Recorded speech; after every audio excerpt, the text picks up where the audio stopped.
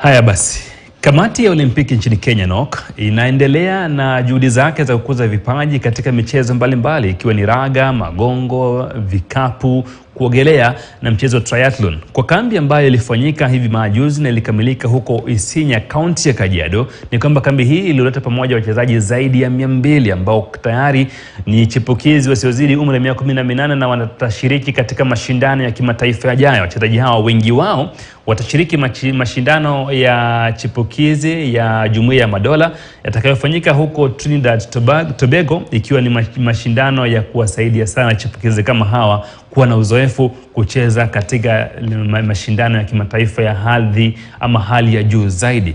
Nilisema nao awali na hii ni taarifa ambayo nilikuandalia wakati wa mazungumzo hayo. Kilomita 56 kutoka katikati mwa jiji la Nairobi ni shule ya wavulana ya Merisho Isinya, kaunti ya Kajiado.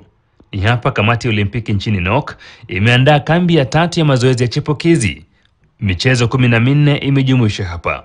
Kukuja hapa pamoja ni kuwapatia team spirit, ambapo wanajisikia kwamba hao sasa they are the junior team Kenya, kwa sababu hawa ni under 18 na ndio tu wataenda kuwakilisha Kenya kwa michezo ambayo tunatarajia inakuja hivi karibuni, kama the NOCK Games, the Youth Games. It's been amazing just coming to camp because this is what everyone is looking for. So just seeing the young girls coming up and trying to break in the ceiling and trying to transition from the under 18 to the national team, because that's a very big gap. And if you can see, there's a huge gap between the national team and the under 18. So this will be the first ever under 18 going for Commonwealth. So it's a big thing for them, it's a big thing for Kenya Rugby Union, it's a big thing for the youngsters who are coming up.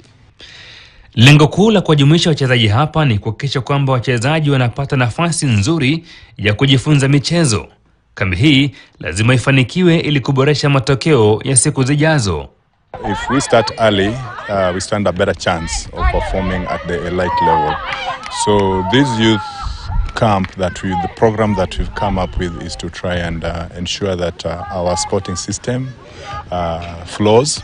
It's a system that should flow. It should not have any breakages. We should have athletes transitioning from the junior to the senior level. There's youth, junior, and then to the senior. And this also works in terms of even developing the coaches. Wachezaji waliojumuika hapa wametoka sehemu mbalimbali nchini Kenya. Uwepo wao hapa una mafao makubwa kwao na kwa taifa kwa jumla. Camp kwa ma youths mimi nimeona iko sawa, because inatutoa youths different parts, inatuleta pamoja, tuna train from different backgrounds, tuna train pamoja, tuna gain a lot, tunajuana, mingling with new friends here. They're one of the best coaches I've ever trained with. They really keep you pushing, they give you the motivation you need, and they teach you a lot, not just in terms of basketball, life skills too. They tell you that as a student athlete, you have a lot to balance between your books and your sport, and you really have to maintain that balance. Kwa taifa kama Kenya ambalo limezoea ushindi, kupoteza medali ni kama dhambi, lakini pia ni bayana kwamba washindi hao hawakuchipuka tu, walikuzwa. There is a great expectation in results. Like as we are seated right now, people expect medals in next year. However, there are very few people who sit back and say, what does it take to produce those medals? We need a lot of boardroom discussions to be able to get our athletes prepared. Everybody knows, everybody understands that to produce a champion, not just in sport, in most other skillful activities, you need a lot of time. People talk of 10,000 hours. Wachezaji waliopo kwenye kambi hii watawakilisha Kenya kwenye mashindano ya kanda na kimataifa mwakani ili kuboresha viwango vyao. Experience has shown that if you do very well in the youth championship, you always transition to do very well at the senior event. And therefore, we don't want our youngsters to be left behind. We want them to be able to compete. We want them to be able to experience. We want to be able to even enjoy the joy of sport right at an early stage. And what happens is that when they go back, they inspire very many other youngsters, whether it's from a school, whether it's from a rural setting, whether it's from a urban setting. We are able to change a lot of youngsters by just giving some of them opportunities to be able to go, represent and proudly fly our flag. Kamati ya Olimpiki nchini NOCK imbioni kuboresha viwango vya michezo. Ili kufikia malengo yake inahitaji uungwaji mkono. To make it better is just to ensure that we have enough resources, that we can have bigger teams. As at now, we try to control the numbers because the resources are not adequate, trying to reach out to sponsors, the government, and so that we can have a bigger number of youths coming together during school holidays. This also keeps them away from other activities that might not be helpful to their lives. So if we get more sponsors for this, it will be, it will be better and it will grow bigger. The first thing we've taught federations is don't keep changing them.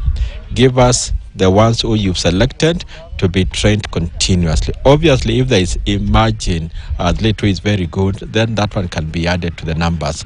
But it is very important that we keep consistency. So we are saying every school holidays, we just go through the rhythm. Just get the youngsters to be in a playing field, compete among the very, very best. Why do we want the very best? Because we have talent which is scattered. We could be having a very good athlete in Mombasa, another one in Kisumu, another one in Nairobi. They need to meet their peers at top level in terms of challenging each other, in terms of competing, in terms of training. And second thing, we've also said the coaches need to be consistent. Why? Because the coaches need to understand the individual athlete on how to bring them the best. And we've also taught federations, let's have consistency in the coaches. In terms of their development, we'll arrange for them training. Kwa wachezaji waliopo kambini kwa sasa, wataendelea kuota ndoto nzuri. I see myself as a D1 athlete in college, about to get drafted by the WNBA. Uungwaji mkono japo kiduchu utawafaa hata zaidi wachezaji hawa. Not everyone understands what rugby is all about. So people just want to watch the men's rugby because men's rugby has superseded the women's rugby, and it has also superseded the girls' rugby. People know about the boys' rugby, they don't know about the girls' rugby. It is our work to ensure that everyone understands that there is girls' rugby. And please, anyone who is outside, we just ask them to come in and support the girls' rugby, and let's see how it goes.